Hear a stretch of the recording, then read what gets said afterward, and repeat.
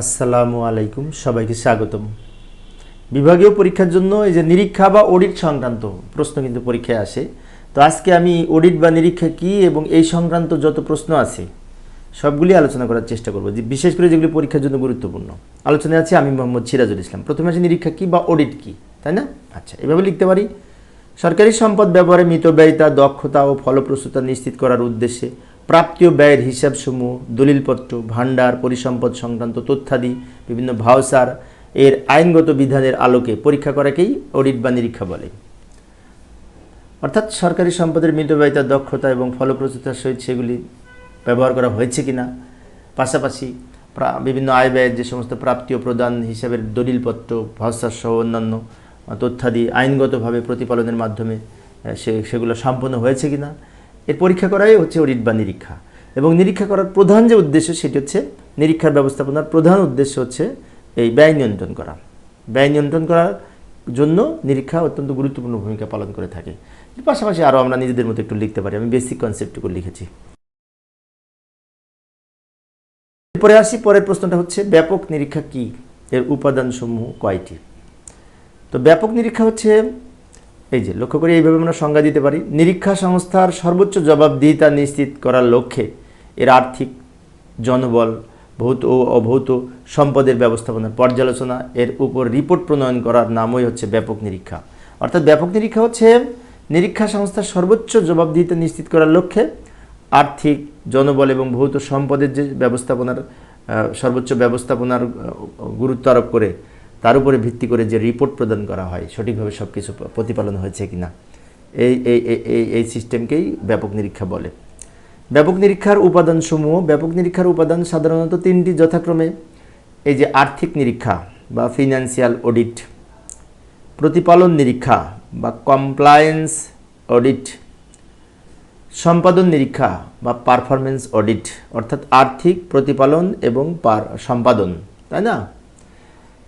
এখন এই যে সম্পাদন বা পারফরমেন্স নিরীক্ষা আবার চারটি, যথাক্রমে যাকে 4E বলা হয়, তাই না? 4E অর্থাৎ এই যে লক্ষ্য করি: ইকোনমি মানে মিতব্যয়িতা, ইফিসিয়েন্সি দক্ষতা, ইফেক্টিভনেস মানে কার্যকারিতা, এবং এনভায়রনমেন্ট মানে পরিবেশগত সংস্থা। Economy, efficiency, effectiveness and environment, অর্থাৎ এই চারটাকে 4E বলা হয়। আচ্ছা, এখন এগুলোর সম্পর্কে যদি ব্যাখ্যা বিস্তারিত আলোচনা করি, লক্ষ্য করি ফিনান্সিয়াল অডিটের ক্ষেত্রে, ফিনান্সিয়াল অডিট কাকে বলে, তাই না?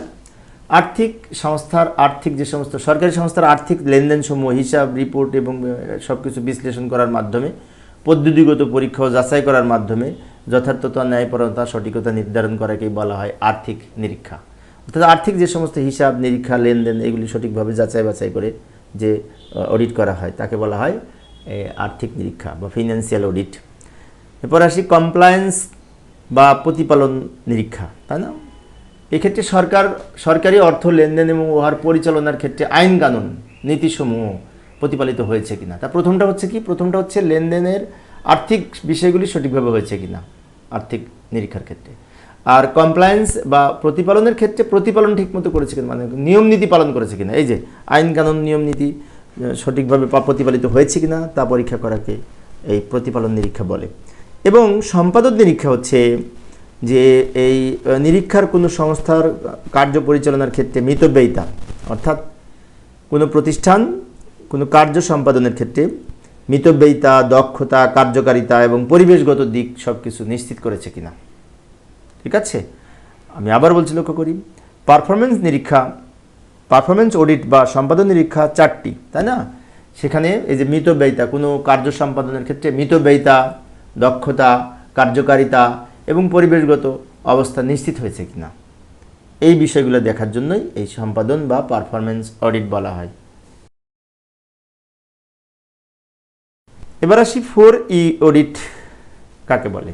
4E মানে ওই যে 4E হচ্ছে পারফরমেন্স যে নিরীক্ষা, সম্পাদন নিরীক্ষার এই চারটে 4E হিসেবে আখ্যায়িত করা হয়। যেমন এই যে লক্ষ্য করি 4E কাকে বলে। এই ধরনের অডিট নিরীক্ষা কোনো সংস্থার কার্য পরিচালনার ক্ষেত্রে সাধারণত এই যে মিতব্যয়িতা মানে economy, efficiency, effectiveness and environment, অর্থাৎ মিতব্যয়িতা, দক্ষতা, কার্যকারিতা এবং পরিবেশগত অবস্থা নিশ্চিত করতে সহায়তা করে। এই 4E হচ্ছে কার্য সম্পাদন পরিচালনার জন্য যে নিরীক্ষা, সেই নিরীক্ষার 4টি উপাদান, তাই না? Economy, efficiency, effectiveness and environment.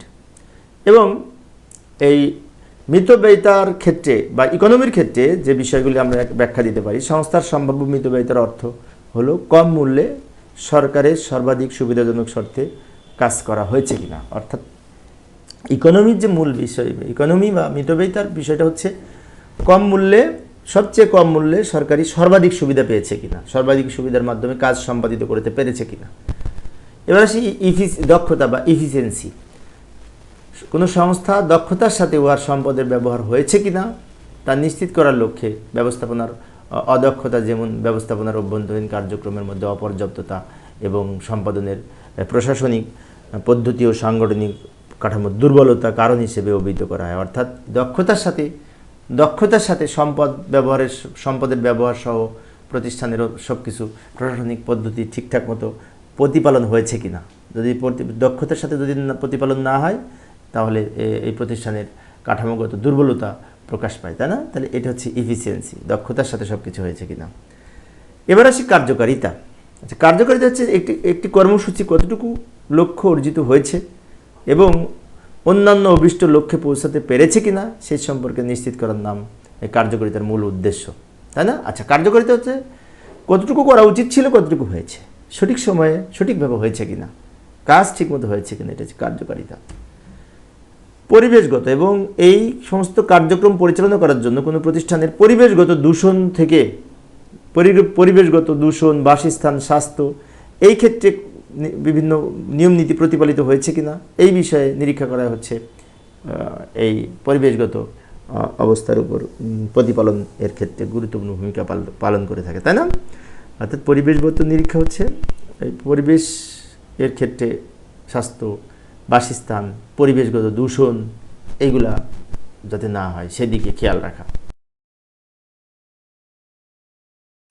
পরের প্রশ্ন অত্যন্ত গুরুত্বপূর্ণ একটি প্রশ্ন, সেটি হচ্ছে নিরীক্ষাকালে যাচাইযোগ্য বেতন বিল, ভ্রমণ ভাতা বিল, ঠিকাদার ও সরবরাহের বিল সমূহ কি কি ব্যাখ্যা করুন। অর্থাৎ আমরা যখন কেউ যখন অডিট করবে, কোনো প্রতিষ্ঠানে নিরীক্ষা করবে, তখন যাচাইযোগ্য বেতন বিল, ভ্রমণ ভাতা বিল, ঠিকাদার ও সরবরাহের বিল সমূহ ঠিকঠাকভাবে কীভাবে নিরীক্ষা করবে সেই বিষয়টাই এখানে উপস্থাপন করতে হবে উত্তর হিসেবে।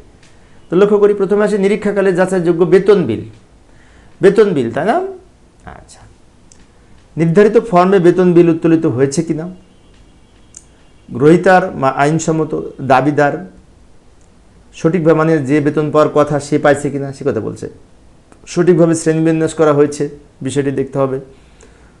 প্রথম নিয়োগের বেতন ছাড়া সকল প্রথমবারের বেতন সমর্থনে শেষ বেতনের প্রত্যয়নপত্র রয়েছে কিনা, প্রথম নিয়োগোত্তর বেতনের স্বাস্থ্য সম্পর্কিত প্রত্যয়ন আছে কিনা, গাণিতিকভাবে হিসাব শুদ্ধ আছে কিনা, মানে সব মানে যোগ বিয়োগ ঠিক মতো হয়েছে কিনা, ছুটিতে থাকা কর্মচারীর অনুমোদিত ছুটি রয়েছে কিনা, মানে যে ছুটিতে আছে তার ছুটিটা অনুমোদন কিনা সেটাও চেক করতে হবে। নন গেজেটেড কর্মচারীদের বর্ধিত বেতন উত্তোলনের সময় এই মর্মে প্রত্যয়ন আছে কিনা, উত্তোলনের সময় ডিডিওর প্রত্যয়ন লাগে, প্রত্যয়নটা আছে কিনা, দক্ষতা সীমা অতিক্রমকালীন নিয়ন্ত্রণকারী প্রত্যয়নপত্র বিলের সাথে যুক্ত হয়েছে কিনা, এবং আরও আছে নিরীক্ষাকালে যাচাইযোগ্য ভ্রমণ বিল কিভাবে আমরা যাচাই করব। ক নম্বরে বললাম কি বেতন বিল, এবার ভ্রমণ বিল। ভ্রমণ ভাতা বিলের ক্ষেত্রে ভ্রমণ ভাতা বাস্তবে করা হয়েছে কিনা দেখতে হবে, ঠিক আছে? ভ্রমণের উদ্দেশ্য লিপিবদ্ধ করা হয়েছে কিনা, মানে ভ্রমণ করে না ভ্রমণ ভাতা নিয়েছে এরকম যেন না হয়, সেজন্য বলছে ভ্রমণ ভাতা বাস্তবে করা হয়েছে কিনা সেটি চেক করতে হবে। যথাযথ কর্তৃপক্ষের অনুমোদন রয়েছে এবং তা সম্ভাব্যতার দ্রুততার সাথে করা হয়েছে কিনা, বিভিন্ন কার্যক্রম ভ্রমণ ভাতা সংক্রান্ত বিলের কার্যক্রম। বর্তমান বিল পূর্বে উত্তোলিত হয়নি বিষয়টি দেখতে হবে, মানে একবারই তোলা হয়েছে বিষয়টি দেখতে হবে। উত্তোলিত অর্থ প্রচলিত হার ও শর্তের সাথে সংগতিপূর্ণ আছে কিনা সেটাও চেক করতে হবে। এবার আসি ঠিকাদার ও সরবরাহের বিল। ঠিকাদার নিয়োগের চুক্তি শর্তাবলী সুস্পষ্ট সুনির্দিষ্ট আছে কিনা দেখতে হবে। চুক্তি প্রণয়নের পূর্বে আইনগত ও আর্থিক উপদেশ গৃহীত হয়েছে কিনা দেখতে হবে, আইনগত দিকসমূহ দেখতে হবে সে কথা বলছে। এবং যথাযথ কর্তৃপক্ষের পূর্ব অনুমোদন ছাড়া চুক্তির শর্ত প্রতিপালিত হয়নি, মানে অনুমোদন করার পরেই সব কিছু হয়েছে এটা দেখতে হবে। দরপত্র যাচাই করে দরপত্রদাতার আর্থিক সচ্ছলতা দেখা হয়েছে বা দেখা দিয়েছে, আর্থিক সচ্ছলতা আছে কিনা সেগুলো চেক করা হয়েছে এই মর্মে দেখতে হবে। ঠিকাদারের কাছে অর্পিত সরকারি সম্পত্তি হেফাজতের ব্যবস্থা নেওয়া হয়েছে কিনা, সরবরাহকৃত সামগ্রী ভালো অবস্থায় গৃহীত হয়েছে, মানে যে সমস্ত ঠিকাদার যা সরবরাহ করেছে সেগুলো সঠিক ভালো ছিল সেটা দেখতে হবে। দরপত্রের তুলনামূলক বিবরণী বিলে রয়েছে, তুলনামূলক বিবরণী মানে কয়েকটা তুলনামূলক বিবরণী থাকতে হবে। সর্বনিম্ন দরদাতাকে কাটদাজে দেওয়া হয়েছে, মানে যে সবচেয়ে সর্বনিম্ন যে দর ছিল সেটা অ্যাকসেপ্টেবল হবে ঠিকাদারের বিভিন্ন এই দরপত্রের ক্ষেত্রে, তাই না? তো এইগুলি আমরা পাশাপাশি আরও নিজেদের মতো লিখতে পারি।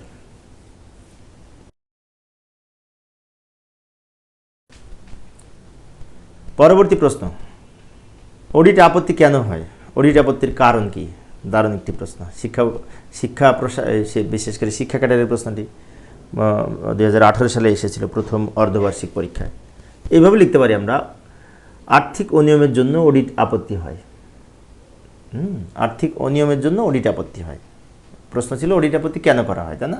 নিম্নে অডিট আপত্তি বা অনিয়মের বিবরণ দেওয়া হলো। কি কারণে অডিট আপত্তি হয় নিম্নে কিছু বিবরণ আমরা দিব। এবার লক্ষ্য করি, বাজেটে বরাদ্দ তামাদি হয়ে যাবে বলে আর্থিক বছর শেষে দ্রুততার সাথে বিধি বহির্ভূত ভাবে খরচ করা।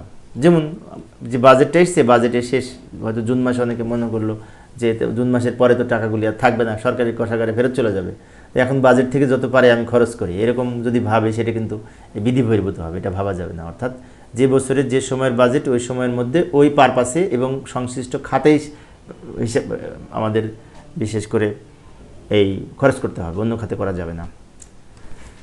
তাৎক্ষণিক প্রয়োজন মেটানোর জন্য আনুষঙ্গিক টাকা উত্তোলনের নিয়ম থাকলেও টাকা উত্তোলন করে পেমেন্ট না দিয়ে হাতে রেখে ধরে থাকা, অর্থাৎ প্রয়োজনে মেটানোর জন্য আনুষঙ্গিক টাকা উত্তোলন করেছেন কিন্তু সেই টাকা পেমেন্ট না করে হাতে রেখেছে, এটা করা যাবে না। পেমেন্ট না করলে আবার ফেরত দিতে হবে, কিন্তু হাতে রাখা যাবে না। বাজেটে যে উদ্দেশ্যে বরাদ্দ হয় সেই উদ্দেশ্যে খরচ না করে অন্য খাতে ব্যয় করা, অর্থাৎ এক খাতে টাকা আর এক খাতে ব্যয় করা যাবে না, তাহলে ওর যে আপত্তি হবে। বিভাগীয় আয় বিভাগীয় কাজে ব্যয় করা নিষেধ, তথাপিও কোনো ব্যয় যদি করে থাকে তাহলে সেটা আইন বিরুদ্ধ। অগ্রিম আহরণ আর্থিক ক্ষমতার বাইরে হলেও অনেক ক্ষেত্রে অগ্রিম আহরণ হয়, অর্থাৎ অগ্রিম আহরণ কিন্তু আর্থিক ক্ষমতার বাইরে। অ্যাডভান্স নেয় অনেকে, অ্যাডভান্স নেওয়া কিন্তু আর্থিক ক্ষমতার বাইরে, তারপরেও বিষয়টি হয়েছে কিনা সেটি চেক করতে হবে। আরও রয়েছে, লক্ষ্য করি, ক্রয় ফরমায়েশ ভাঙ্গিয়া ক্রয় করার নিয়ম না থাকলেও উচ্চতর কর্তৃপক্ষের মঞ্জুরি এড়ানোর জন্য ভেঙে ভেঙে ক্রয় করা, অর্থাৎ কোনো কিছু ক্রয় করার সময় একবারে ক্রয় করতে হবে, ভেঙে ভেঙে ক্রয় করা যাবে না। ঠিক আছে, এই যে বলছে ক্রয় ফরমায়েশটা ভাঙিয়া ক্রয় করা যাবে না, তাই বলছে। মালামাল ক্রয় নিম্নতম দরপত্র গ্রহণ না করে যুক্তিসঙ্গত কারণ ছাড়া উচ্চতর দরপত্র গ্রহণ করা, অর্থাৎ মালামাল ক্রয়ের সময় যদি দরপত্রের মাধ্যমে করা হয় তাহলে সর্বনিম্ন যেটা সেটা নিতে হবে, উচ্চতরটা যদি গ্রহণ করে তাহলে অডিট আপত্তি আসবে। সরকারি কোষাগারে সম্পূর্ণ অর্থ জমা না দিয়ে আংশিক টাকা রেখে দেয়া, এই যে এর জন্য অডিট আপত্তি হয়। সরকারি টাকা কালেকশন করে সাথে সাথে সরকারি কোষাগারে জমা দিতে হবে। অ্যাকাউন্ট পে চেকের মাধ্যমে পরিশোধ না করে বেয়ারার চেকের মাধ্যমে পরিশোধ করা, অর্থাৎ ক্রস চেক বা দাগ কাটা চেকের মাধ্যমে পরিশোধ করতে হবে। এখন কেউ যদি দাগ কাটা চেকের মাধ্যমে পরিশোধ না করে যদি এই বাহক চেকের মাধ্যমে পরিশোধ করে তাহলে সেটি অডিট আপত্তি হবে। ভ্রমণ ভাতা বিল অনুযায়ী দাবি হয় না, ফলে অতিরিক্ত উত্তোলন, অর্থাৎ ভ্রমণ ভাতা বিল অনুযায়ী দাবি না হলে অন্যভাবে উত্তোলন করলে, অতিরিক্ত উত্তোলন করলে, মানে ভ্রমণ ভাতার টাকা বেশি উত্তোলন করলে সেটা অডিট আপত্তি হবে। এবং বাজেয়াপ্ত টাকা জমা না দেওয়া, যদি কোনো কিছু বাজেয়াপ্ত করা হয় প্রতিষ্ঠানে সেটা সাথে সাথে সরকারি কোষাগারে জমা দিয়ে দিতে হবে, জমা না দিলে সেটাও কিন্তু অডিট আপত্তি হবে। আরও রয়েছে, লক্ষ্য করি, বিধি অনুযায়ী আয়কর ভ্যাট মূসক কর্তন না করা, এই যে এইটা কিন্তু খুব গুরুত্বপূর্ণ, এইটা অডিটের খুব একটা ফ্যাক্টর। কিন্তু বিধি অনুযায়ী আয়কর প্রদান করা হয়েছে কিনা, ভ্যাট প্রদান করা হয়েছে কিনা, ভ্যাট মানে কি ভ্যালু অ্যাডেড ট্যাক্স, তাই না? মূসক মানে মূল্য সংযোজন কর, ভ্যাটের বাংলা হচ্ছে মূল্য সংযোজন কর, এগুলি কাটা হয়েছে কিনা ঠিক মতো এবং এগুলি সঠিকভাবে জমা দেওয়া হয়েছে কিনা সেটাও কিন্তু না দিলে কিন্তু সেটা এই অডিট আপত্তি হবে। শিডিউল বিক্রিলব্ধ টাকা জমা দেওয়া না দেয়া, শিডিউল বিক্রিলব্ধ টাকা যদি জমা না দেয় তাহলে অডিট আপত্তি হবে। অগ্রিম উত্তোলনের পর তার সমন্বয় না করা, অগ্রিম উত্তোলন করে পরে সমন্বয় যদি না করা হয় সেটাও কিন্তু অডিট আপত্তি হবে। হায়ার চার্জ জমা না দেওয়া, মানে কোনো কিছু যদি ভাড়া পায় আমার প্রতিষ্ঠানে, যদি কোনো কিছু ভাড়ার বিনিময়ে চলে, সেই ভাড়াটা নিয়ে সাথে সাথে জমা দিতে হবে। ল্যাবরেটরি টেস্ট ফি যদি আমি কালেকশন করি সেটা সরকারি কোষাগারে জমা দিতে হবে, এটাকে মেডিকেলের ক্ষেত্রে। ওপেন টেন্ডার না করা, তারপরে মাসিক ক্যাশ বইয়ের সাথে ব্যাংক বিবরণী, ব্যাংক হিসাব সমন্বয় না করার ফলে অনেক সময় অর্থ আত্মসাৎ হওয়ার প্রবণতা থাকে, যে এটা একটা ফ্যাক্টর কিন্তু। ক্যাশ বই ঠিকমতো সংরক্ষণ না করা, ক্যাশ বই ঠিকমতো সংরক্ষণ করতে হবে এবং প্রতি মাসে মাসে ব্যাংক স্টেটমেন্টের সাথে প্রতিটি বিষয় ক্যাশ বইয়ের সাথে মিলিয়ে দেখতে হবে। এটা যদি না করে তাহলে সে অডিট আপত্তিতে পড়বে। যদি ব্যাংকের ক্যাশ বইয়ের সাথে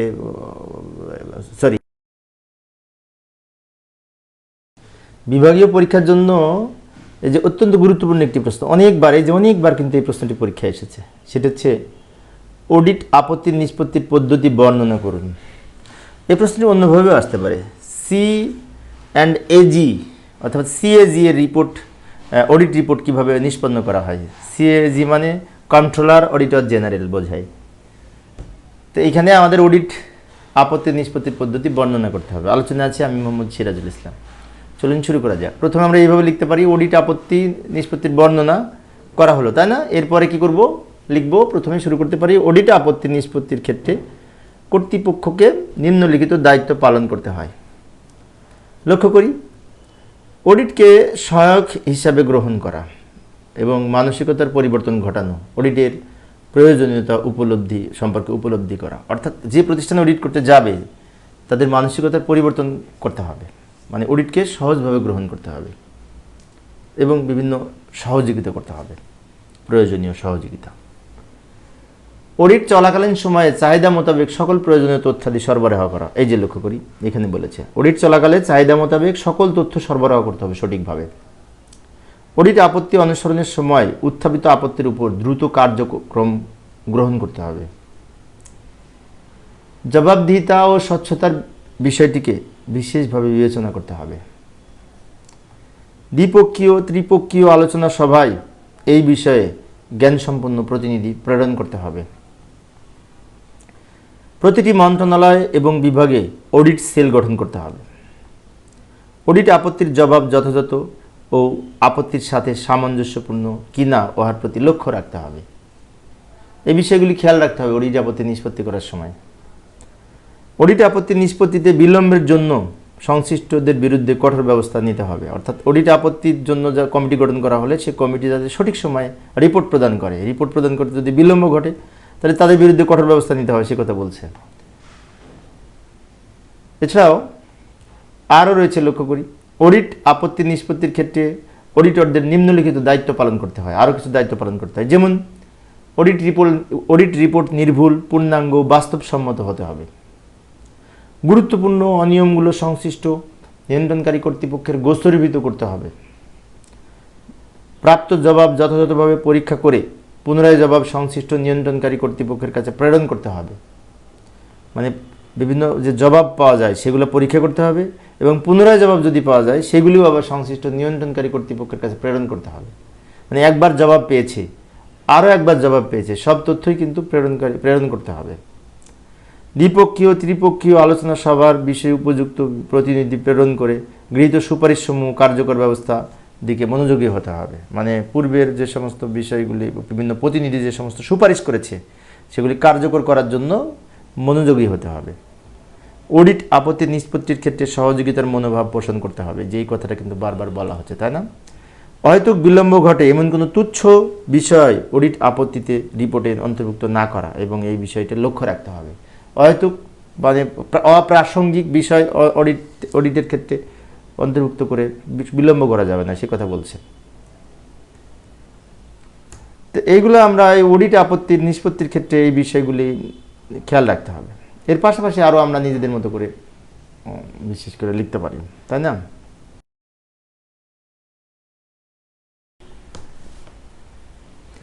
তো এইগুলোর পাশাপাশি আমরা এই যে অডিট রিপোর্টের অংশসমূহ কীভাবে প্রস্তুত করব সেইগুলিও কিন্তু আমরা উপস্থাপন করতে পারি। যেমন অডিট রিপোর্টের ক্ষেত্রে প্রথম খণ্ড দ্বিতীয় খণ্ড দুটা খণ্ডে ভাগ করে প্রথম খণ্ডের মধ্যে থাকবে পরিদর্শনের বছর, প্রতিষ্ঠানের সার্বিক কার্যাবলীর সাধারণ পর্যালোচনা, কর্মরত কর্মকর্তাদের কার্যকাল, প্রতিবেদনের মোট অনুচ্ছেদের সংখ্যা, তাই না, পূর্ববর্তী অডিটের অমীমাংসিত আপত্তি বর্ণনা, এগুলি অডিট রিপোর্টে থাকতে হবে। সর্বশেষ দ্বিতীয় খণ্ডের মধ্যে যে ঊর্ধ্বতন কর্তৃপক্ষের নজরে নেওয়ার মতো ও বিশেষ করে আর্থিক অনিয়ম সংক্রান্ত আপত্তিসমূহ, এক্ষেত্রে কম গুরুত্বপূর্ণ আপত্তি কোনগুলি, যেগুলি অমীমাংসিত আপত্তি কোনগুলি, এবং অধিক গুরুত্বপূর্ণ আপত্তিকৃত কোনগুলি, সেই বিষয়গুলি অডিট রিপোর্টের সাথে যুক্ত করে দিতে হবে আমাদের। তো লাস্টের রিপোর্টে কী কী যুক্ত করতে হবে আমি মুখে বলেছি, লিখি নাই, আমরা নিজেদের মতো করে এগুলো উপস্থাপন করতে পারবো। এগুলো সহজ, নিজেদের একবার পড়লেই কিন্তু পারবো। তো এবার পরের প্রশ্নটি হচ্ছে, অডিট আপত্তি প্রতিরোধ বা এড়ানোর জন্য গুরুত্ব আরোপ বিষয় কি, মানে অডিট আপত্তি যাতে না হয় সেজন্য কি কি করা দরকার আমাদের, তাই না? তো এইভাবে উপস্থাপন করতে পারি। লক্ষ্য করি, প্রজাতন্ত্রের স্বার্থে নয় এরূপ ক্রয় নয়, মানে যেগুলি প্রজাতন্ত্রের স্বার্থে হবে না সেটা ক্রয় করা যাবে না।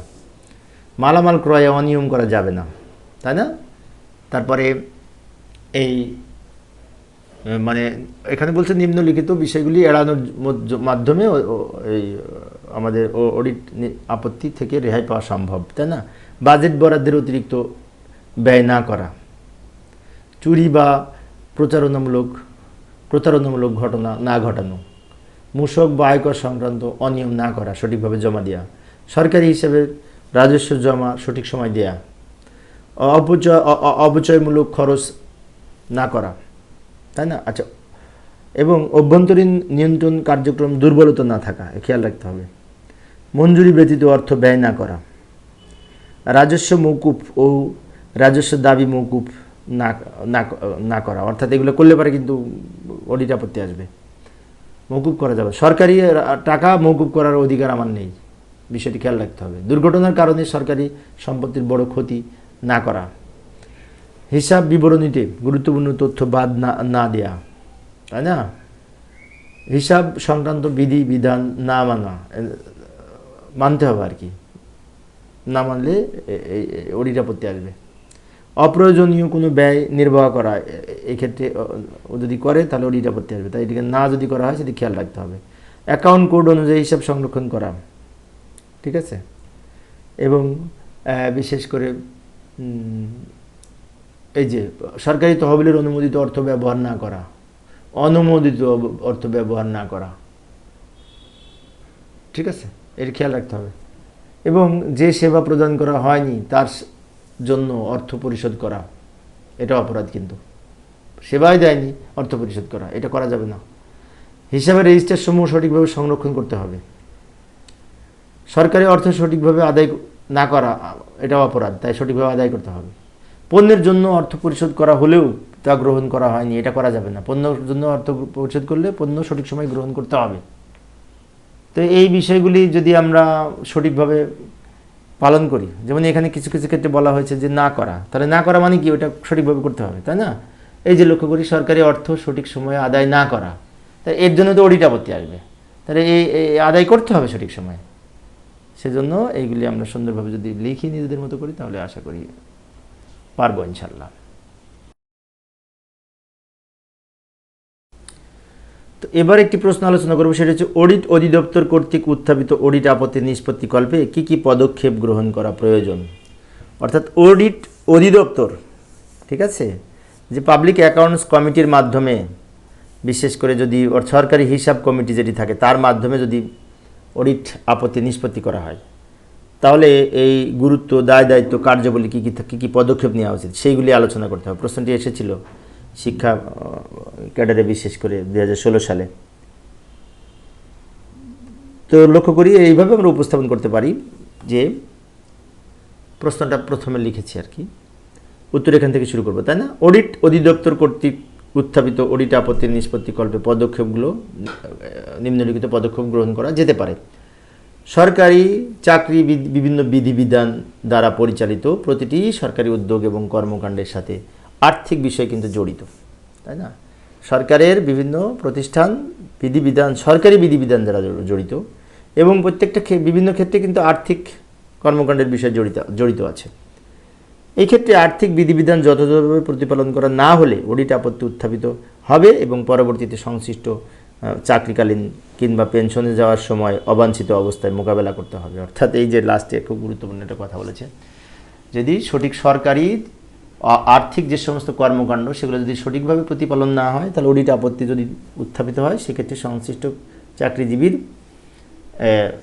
পেনশনের সময় কিন্তু সমস্যা হবে যদি অডিট আপত্তি থাকে, যেটা নিষ্পত্তি করে যেতে হবে।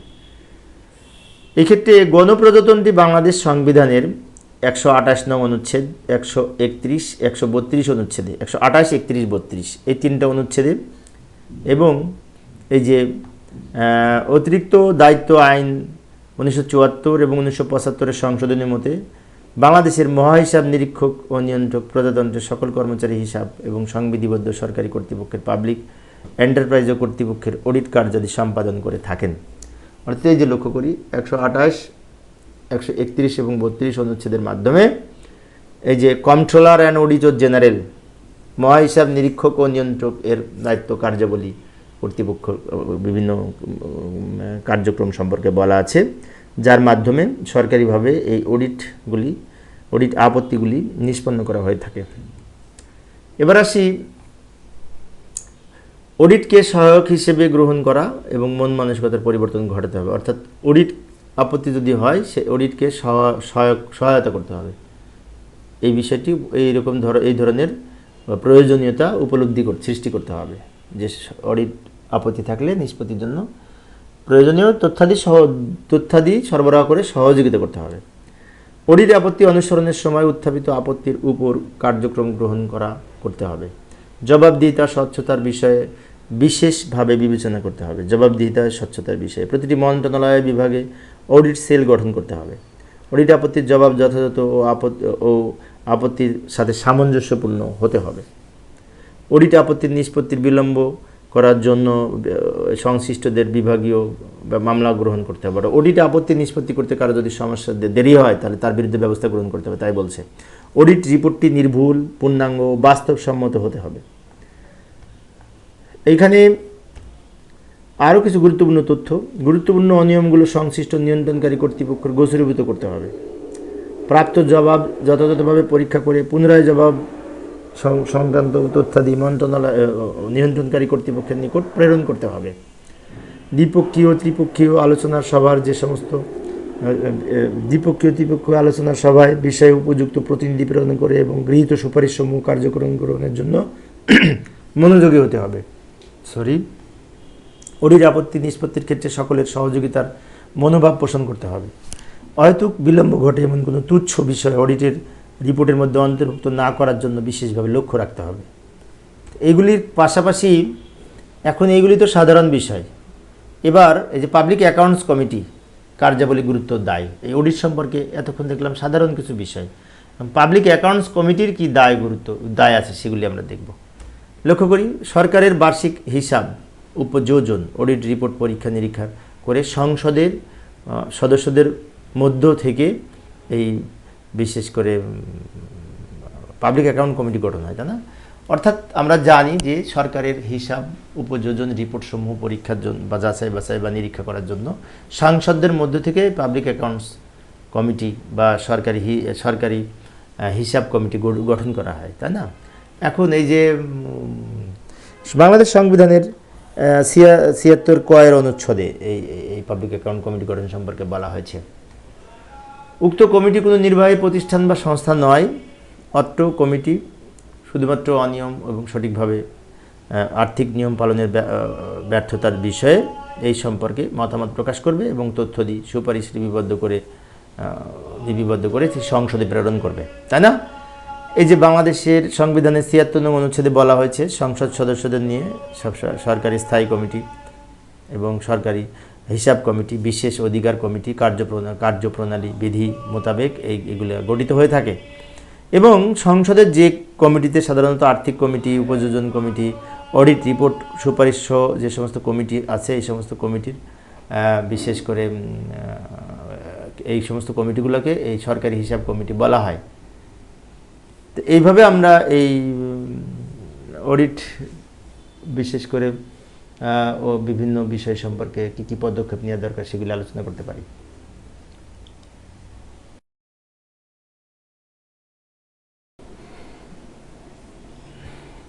তো বিভাগীয় পরীক্ষার জন্য আরও একটি গুরুত্বপূর্ণ প্রশ্ন, সেটা হচ্ছে অভ্যন্তরীণ নিরীক্ষা ও বহির্নিরীক্ষার মধ্যে পার্থক্য কী এবং অভ্যন্তরীণ নিরীক্ষার গুরুত্ব লিখুন। তো এইভাবে আমরা এই প্রশ্নটির উত্তর দিতে পারি। লক্ষ্য করি, এই অভ্যন্তরীণ নিরীক্ষা ও বহির্নিরীক্ষার মধ্যে পার্থক্য নিম্নরূপ। প্রথমে অভ্যন্তরীণ নিরীক্ষা কাকে বলে? অভ্যন্তরীণ নিরীক্ষার ইংরেজি হচ্ছে ইন্টারনাল অডিট। অভ্যন্তরীণ নিরীক্ষা হলো বিভাগ, স্বায়ত্তশাসিত প্রতিষ্ঠান তাদের নিজস্ব নিরীক্ষক দ্বারা নিজস্ব অফিসের আয় এবং ব্যয়ের যে নিরীক্ষা করে তাকে অভ্যন্তরীণ নিরীক্ষা বলে। এই ধরনের নিরীক্ষাকালে অভ্যন্তরীণ অডিট বলা হয়। এবং এই বহির্নিরীক্ষা কাকে বলে? বহির্নিরীক্ষা হচ্ছে মূলত বৃহদাকার শিল্প প্রতিষ্ঠানের ক্ষেত্রে কোনো কোম্পানি, ব্যাংক, বিমা, এনজিও, বিভিন্ন হিসাবাদি, চার্টার্ড অ্যাকাউন্ট ফার্ম দ্বারা সিএ অ্যাকাউন্ট বা সনদপ্রাপ্ত হিসাব বিজ্ঞানীর মাধ্যমে পরীক্ষা করার নিরীক্ষা করার বিধান রয়েছে। এরূপ নিরীক্ষাকে বহির্নিরীক্ষা বলে। এবং এবার অভ্যন্তরীণ নিরীক্ষার কিছু গুরুত্ব লিখব। অভ্যন্তরীণ নিরীক্ষা যদি সঠিকভাবে হয় তাহলে ভুলভ্রান্তি কমে যায়, সেই ব্যাপারে কিছু গুরুত্ব লিখব। এভাবে লিখতে পারি, প্রতিষ্ঠানের অভ্যন্তরীণ ভুল ও জুয়াচুরি যদি উদ্ঘাটন হয় অভ্যন্তরীণ নিরীক্ষার মাধ্যমে, প্রতিষ্ঠানের যথাযথ হিসাব রক্ষা করা, শেয়ার হোল্ডারদের সচেতনতা বৃদ্ধি করা, কোম্পানির ঋণ গ্রহণের সুবিধা, কোম্পানির সত্য ও নিখুঁত চিত্র তুলে ধরা, প্রতিষ্ঠানের সুনাম বৃদ্ধি করা, নৈতিক চাপ সৃষ্টি, দায়বদ্ধতার পাশাপাশি এই যে হিসাব ব্যবস্থার উন্নয়ন সাধন করা, প্রতিষ্ঠানের অপচয় ও ক্ষতি বন্ধ করার সহায়তা করা, প্রামাণ্য দলিল সংরক্ষণ করা, সম্পত্তি ও দায়ের মূল্যায়ন করা, প্রতিষ্ঠানের ভবিষ্যতে নীতি নির্ধারণের সহায়তা ও সাহায্য করা। এইগুলি ছাড়াও আরও অভ্যন্তরীণ নিরীক্ষার ক্ষেত্রে গুরুত্বপূর্ণ ভূমিকা আছে। যেমন প্রতিষ্ঠানের অভ্যন্তরীণ নিবারণ ব্যবস্থার মাধ্যমে, এটাকে বলা হয় অভ্যন্তরীণ নিবারণ ব্যবস্থা। অর্থাৎ অভ্যন্তরীণ নিবারণ ব্যবস্থার মাধ্যমে এই বিশেষ করে যখন বাহ্যিক অডিট হয় তখন সেটি সহজ হয়ে যায়। এটা একটা গুরুত্বপূর্ণ বিষয় যে অভ্যন্তরীণ নিরীক্ষা যদি সঠিকভাবে হয় তাহলে বাহ্যিক নিরীক্ষা অনেকটা সহজ হয়। এগুলি আমরা আলোচনা করতে পারি।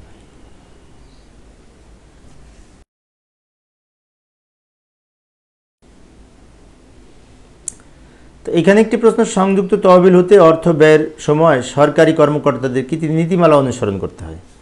তো এই প্রশ্নটি অবশ্য অনেক বড় আলোচনা তো কম সময় হবে না। তবে আমি একটা কাজ করি, সেটা হচ্ছে কত থেকে কত বিধিতে বলেছে সেটা আমি উল্লেখ করে দিচ্ছি। লক্ষ্য করি, এই যে আমরা এইভাবে লিখতে পারি, সংযুক্ত তহবিল হতে অর্থ ব্যয়ের সময় সরকারি কর্মকর্তাদের যে সমস্ত নীতিমালা অনুসরণ করতে হয় সেগুলো হচ্ছে যে ট্রেজারি রুলসের অধীনে সাবসিডিয়ারি রুলস অর্থাৎ SR 22 থেকে 32-এর মধ্যে বর্ণিত আছে। সাবসিডিয়ারি রুলসের যে ট্রেজারি রুলসের অধীনে যে সাবসিডিয়ারি রুলস এর 22 নং SR 22 থেকে, SR কিন্তু এর সাবসিডিয়ারি রুলসের সংক্ষেপ, তাই না? 22 থেকে 32-এর মধ্যে বলা আছে। তো ওখান থেকে আমরা একটু দেখে নেব, যেহেতু সরাসরি বলা আছে, এটা আলোচনা করতে গেলে অনেক সময় লাগবে।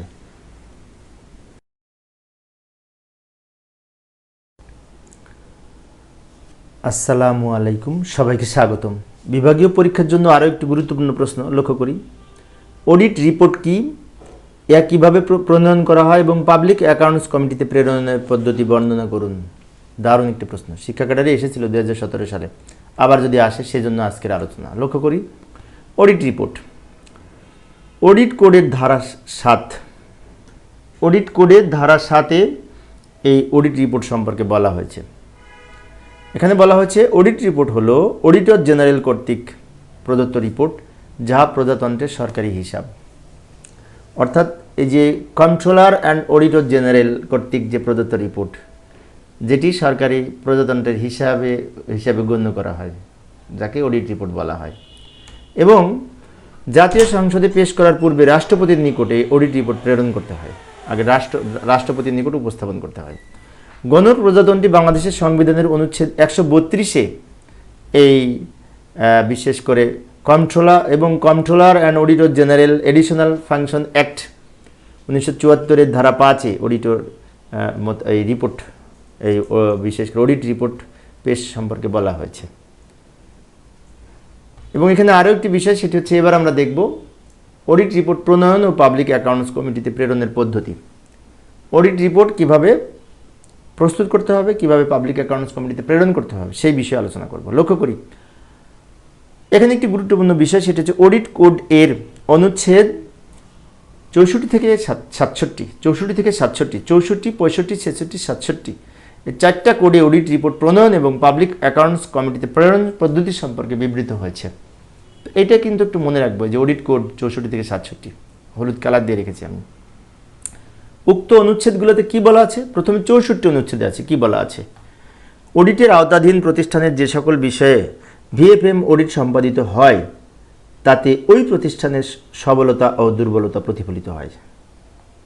এতে এই যে পরিমেয় ব্যয়, সাশ্রয় কিংবা সুস্পষ্ট চিহ্নিত বিভিন্ন সুবিধাদি বাস্তব সুপারিশ থাকবে এবং ব্যবস্থাপনার কাছে লিখিত রিপোর্ট যথাযথ প্রমাণসহ দলিলপত্র পেশ করার ব্যবস্থা থাকবে এবং যাতে অডিটের ও আওতাধীন প্রতিষ্ঠানের সাথে এই যে কার্য পরিকল্পনা সম্পর্ক বিভিন্ন বিষয়ে অন্তর্ভুক্ত থাকবে কিংবা এর সূত্র উল্লেখ থাকবে। অর্থাৎ এইখানে 64তে বলা হয়েছে যে একটা প্রতিষ্ঠান যখন অডিট করবে তখন কি কি থাকবে, সুস্পষ্ট বাস্তব সুপারিশ থাকবে, সেই ব্যবস্থাপনা সম্পর্কে লিখিত রিপোর্ট থাকবে, প্রমাণপত্র সংক্রান্ত বিভিন্ন ব্যবস্থা কি নেওয়া হয়েছে এই বিষয়ে সব থাকবে, সে কথা বলেছে। এখন 64 অনুচ্ছেদে আরও বলেছে সেক্ষেত্রে এই ধরনের সম্মতিত উপনীত হওয়া যায় না যে ক্ষেত্রে সাধারণ রেকর্ড সমূহ অন্তর্ভুক্ত হবে এবং অডিট কার্য শেষে রিপোর্ট কিংবা বক্তব্য উপস্থাপন চূড়ান্ত করে তা দ্রুত প্রেরণের ব্যবস্থা করতে হবে। এখানে আরও বলা হয়েছে যে এই ধরনের যে সমস্ত বিষয়ে রেকর্ড সমূহ থাকবে সেগুলি রিপোর্টের মাধ্যমে বক্তব্য ভিত্তিতে চূড়ান্ত বক্তব্য উপস্থাপনের মাধ্যমে সেটি দ্রুত প্রেরণ করতে হবে, সে কথা বলেছে। এবার 65 অনুচ্ছেদে কি বলা আছে, 65 কোডে কি বলা আছে, পূর্ববর্তী বছরের যে সকল ক্ষেত্রে উন্নতি সাধনের বিষয়ে সম্মত ছিল সে সকল বিষয়ে ব্যবস্থার যে অগ্রগতি সাধন হয়েছে তা অডিটরদের অনুসরণ করবেন এবং ওই অনুসারে ব্যবস্থা নিতে অভিহিত করবেন এবং এই ধরনের অনুসরণগত রিপোর্ট মহা হিসাব নিরীক্ষক ও নিয়ন্ত্রণের বার্ষিক রিপোর্টে অন্তর্ভুক্ত হবে। এখানে 65তে কি বলেছে, 65 কোডে বলেছে যে পূর্ববর্তী বছরের যদি কোনো সিদ্ধান্ত থাকে সেই সিদ্ধান্তগুলি বা পরামর্শগুলি তার অগ্রগতি সাধন কতটুকু হয়েছে সেগুলিও কিন্তু এই রিপোর্টে অন্তর্ভুক্ত করতে হবে, বিশেষ করে মহা নিরীক্ষক ও নিয়ন্ত্রকের বার্ষিক রিপোর্টে।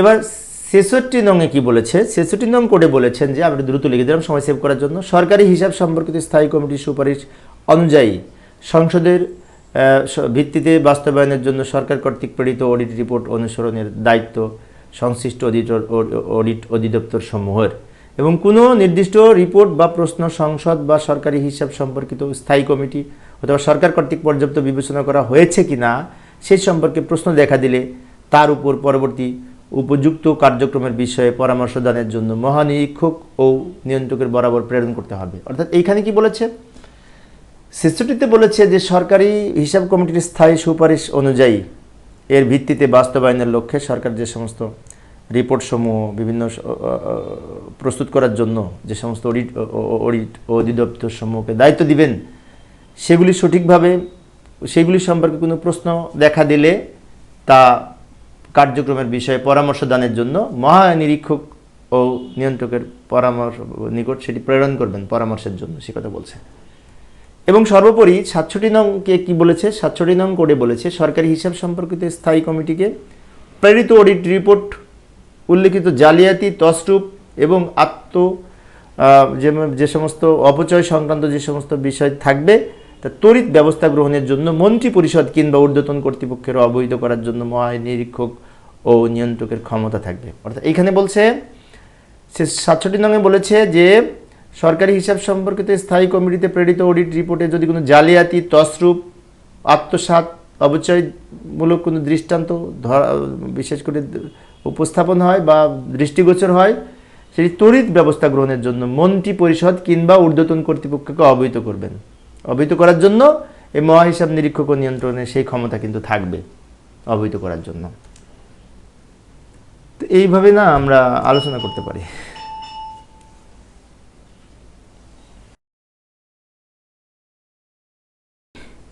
বিভাগীয় পরীক্ষার জন্য আরও একটি গুরুত্বপূর্ণ প্রশ্ন, সেটা হচ্ছে সরকারি হিসাব কমিটি বার্ষিক অডিট রিপোর্ট কিভাবে নিষ্পত্তি করবে তা সংক্ষেপে বর্ণনা করুন। অর্থাৎ পাবলিক অ্যাকাউন্ট কমিটি প্যাক এই বার্ষিক হিসাবের যে অডিট রিপোর্ট, বার্ষিক অডিট রিপোর্ট কীভাবে নিষ্পত্তি করবে? প্রশ্নটি অত্যন্ত গুরুত্বপূর্ণ পরীক্ষার জন্য। তা আলোচনায় আছে আমি মোহাম্মদ সিরাজুল ইসলাম। তো এইভাবে উপস্থাপন করতে পারে যে এই কমিটিটি না অন্যভাবেও আসতে পারে। সরকারি হিসাব কমিটিতে C&AG অর্থাৎ CAG এর রিপোর্ট কীভাবে নিষ্পন্ন করা হয়, এই প্রশ্নগুলি।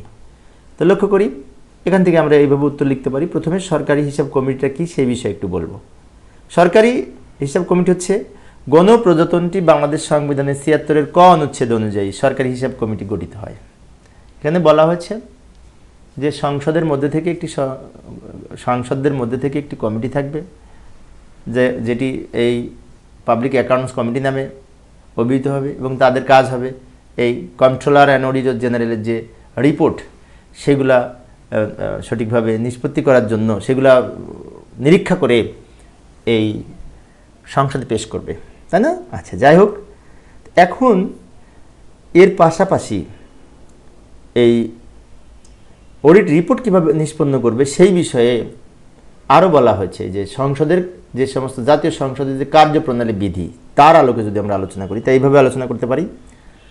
গণপ্রজাতন্ত্রী বাংলাদেশ জাতীয় সংসদের কার্যপ্রণালী বিধি ২৩৩, কার্যপ্রণালী বিধির ২৩৩ বিধি মোতাবেক একটি সরকারি কমিটি থাকবে, সরকারের একটি কমিটি থাকবে, এবং তার কাজ হবে সরকারের ব্যয় নির্বাহকল্পে সংসদ কর্তৃক মঞ্জুরিকৃত অর্থের নির্দিষ্টকরণ সম্বলিত হিসাব ও সরকারের বার্ষিক আর্থিক হিসাব পরীক্ষা করা। এই যে খুব গুরুত্বপূর্ণ একটি কথা বলেছে, সংসদের কার্যপ্রণালী বিধির ২৩৩ বিধি মোতাবেক একটি সরকারি হিসাব কমিটি থাকবে, যার কাজ হবে সরকারের ব্যয় সংসদ কর্তৃক মঞ্জুরিকৃত অর্থের নির্দিষ্টকরণ সম্বলিত হিসাব সরকারের বার্ষিক আর্থিক হিসাব নিরীক্ষা করা। বার্ষিক আর্থিক হিসাব নিরীক্ষা করা এর প্রধান কাজ। এবং এই কমিটি বিশেষ করে সমীচীন মনে করলে সংসদে উত্থাপিত অন্যান্য আর্থিক হিসাবও পরীক্ষা করতে পারবেন, এবং এই সরকারি হিসাব কমিটি অন্যান্য আর্থিক সম্পর্কিত তথ্য তিনি নিরীক্ষা করতে পারবেন সংসদে উত্থাপিত হওয়ার পূর্বে। এবং কার্যপ্রণালী বিধি ২৩৪-এ কি বলেছে? এখানে আবার বলেছে গণপ্রজাতন্ত্রী বাংলাদেশ জাতীয় সংসদের কার্যপ্রণালী বিধির ২৩৪ নং বিধি মোতাবেক কমিটিতে ১৫ জন সদস্য নিয়ে গঠিত হবে, এবং এই সংসদ সদস্যদের সেটি নিয়োগের দানের মাধ্যমে গঠিত হবে। অর্থাৎ সংসদ সদস্যদের মধ্য হতে ১৫ জন সদস্য নিয়ে পাবলিক অ্যাকাউন্টস কমিটি গঠিত হবে, সে কথা বলেছে। এবং এই কমিটি গঠনের শর্ত হচ্ছে কোনো মন্ত্রীকে এই কমিটিতে সদস্য নিযুক্ত করা যাবে না, এবং এই কমিটিতে নিয়োগের জন্য কোনো মন্ত্রীর পদে নিযুক্ত হলে অনুরূপ নিযুক্তির তারিখ থেকে তিনি আর ওই কমিটির সদস্য হইবেন না। এখানে বলছে যে এই কমিটিতে যারা নিযুক্ত থাকবেন তারা ওনাদের মধ্যে যদি কেউ মন্ত্রিত্ব গ্রহণ করেন বা মন্ত্রী পদে নিযুক্ত হন, তাহলে ওই দিন থেকেই এই পাবলিক অ্যাকাউন্ট কমিটিতে থাকবেন না, সে কথা বলছে। তাহলে এইখানে ভালো করে লক্ষ্য করি, ২৩৩-এ বলা আছে কার্যক্রম সম্পর্কে পাবলিক অ্যাকাউন্টস কমিটির, তাই না, কার্যপ্রণালী বিধি। আর কার্যপ্রণালী বিধি ২৩৪-এ বলা আছে গঠন সম্পর্কে। এখানে গঠন সম্পর্কে খুব সহজ নিয়ম, ১৫ সদস্য থাকবেন, যেটি সংসদের মধ্যে থেকে হবে। তবে শর্ত হচ্ছে কোনো মন্ত্রী এই সদস্য হতে পারবেন না, এবং মন্ত্রিত্ব যদি গ্রহণ করেন এই সদস্য থেকে, ওই দিন থেকে তার এই সদস্য পদ থাকবে না, পাবলিক অ্যাকাউন্টস কমিটির সদস্য পদ থাকবেন না, সে কথা বলেছে। এবং সরকারি হিসাব কমিটিতে CAG মানে কন্ট্রোলার অ্যান্ড অডিটর জেনারেলের রিপোর্ট নিষ্পত্তি করবেন। কিভাবে নিষ্পত্তি করবেন লক্ষ্য করি, ওই যে ২৩৩ ধারায় আবার ২৩৩ বিধিতে আবার ফিরে আসলাম। জাতীয় সংসদের কার্যপ্রণালী বিধির ২৩৩ বিধি মোতাবেক একটি সরকারি কমিটি থাকবে, যার কাজ হবে সরকারের নির্বাহকল্পে সমস্ত কিছু বার্ষিক আর্থিক হিসাবগুলো নিষ্পত্তি করা, তাই না? আচ্ছা, এবং সুপারিশ পেশ করা। এবং বিশেষ করে কমিটির কাজ হবে প্রতিষ্ঠানের অনিয়ম বিচ্যুতি বা কোনো সমস্যা থাকলে তা দূরীকরণের জন্য প্রয়োজনীয় সুপারিশ সংসদে রিপোর্ট আকারে পেশ করতে হবে। এই C&AG রিপোর্টের ক্ষেত্রে এবং আরও বলা হয়েছে সরকার নির্দিষ্ট হিসাব ও তৎসম্পর্কে মহাহিসাব নিরীক্ষক ও নিয়ন্ত্রকের রিপোর্ট পরীক্ষা করে এই কমিটির দায়িত্ব হবে। আরও কিছু নিম্নরূপ দায়িত্ব আছে, যেমন ব্যয়িত হয়েছে বলে বিবেচিত প্রদর্শিত অর্থ যে কাজ বা উদ্দেশ্য যে কাজে বা উদ্দেশ্যে ব্যয় করা হয়েছে সেগুলি প্রযোজ্য ছিল কিনা, উদ্দেশ্যগুলো সঠিক এবং আইনানুগভাবে নির্দিষ্ট হয়েছে কিনা। খ নম্বরে বলেছে নিয়ন্ত্রণকারীর ক্ষমতা অনুসারে অর্থ ব্যয় করা হয়েছে কিনা।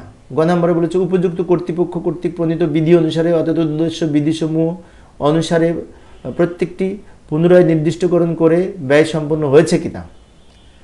এবং আরও বলা হয়েছে সরকারি হিসাব সম্পর্কিত স্থায়ী কমিটির নিম্নোক্ত দায়িত্বও রয়েছে। কি দায়িত্ব পালন করবেন?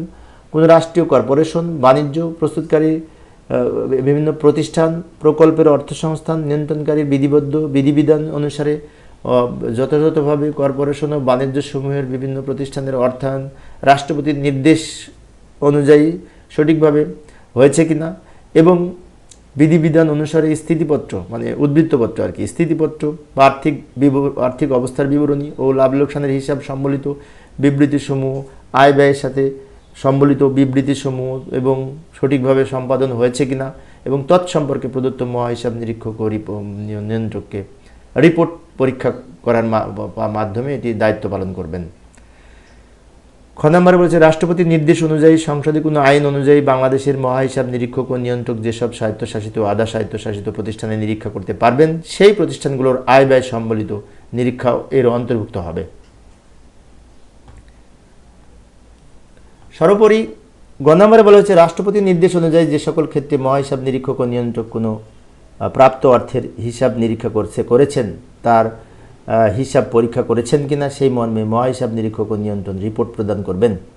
এবং 4 নম্বরে বলা হয়েছে কোনো অর্থবছর যদি কাজের জন্য সংসদ কর্তৃক মঞ্জুরিকৃত অর্থ অপেক্ষা অধিক অর্থ ব্যয়িত হয় তাহলে প্রত্যেক ক্ষেত্রে কি পরিস্থিতিতে এরূপ অতিরিক্ত ব্যয় হয়েছে কমিটি তা পরীক্ষা করবেন এবং যেরূপ সুপারিশ করা সমীচীন মনে করেন সেরূপ সুপারিশ করবেন। এই সমস্ত বিষয়গুলি অর্থাৎ এখানে একটি বিষয় যে পাবলিক অ্যাকাউন্টস কমিটি মূলত এই আর্থিক হিসাব সংক্রান্ত বিভিন্ন বিষয় এই বিভিন্ন বিষয়ের রিপোর্ট তৈরি করে সেই রিপোর্ট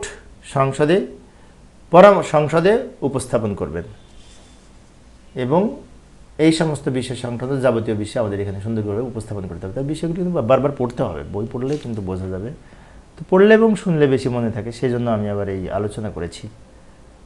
তো পরিশেষে সবাই ভালো থাকবে এবং সুস্থ থাকবে এই কামনায় খোদা হাফেজ।